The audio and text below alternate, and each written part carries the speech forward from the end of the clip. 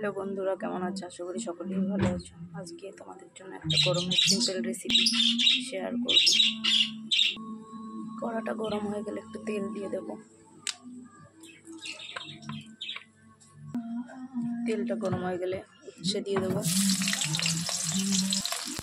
দিয়ে দেবো একটু নুন,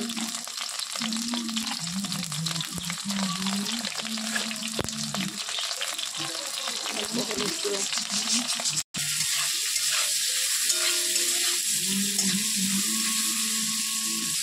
একটু ভাজা ভাজা হলে নামিয়ে নেব।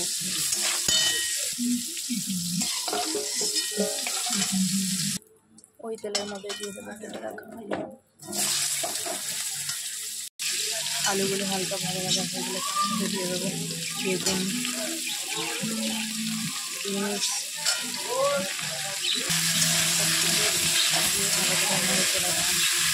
এর মধ্যে দিয়ে দেবো আদা জিরে বাটা,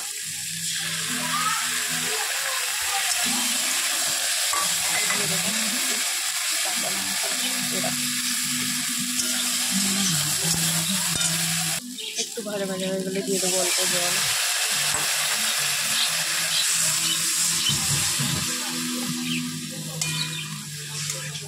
খুব অল্প মশলা একটু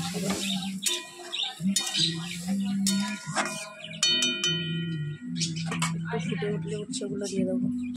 ভালো করে ফুটে গেলে তরকারিটাকে নামিয়ে নেবো।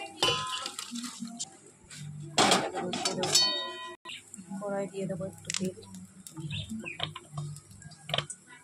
কড়াটা গরম হয়ে গেলে দিয়ে দেবো একটু জিরে ফোড়নে। জিরেটা কালো হয়ে আসলে দিয়ে দেবো কেটে রাখা পেঁয়াজ।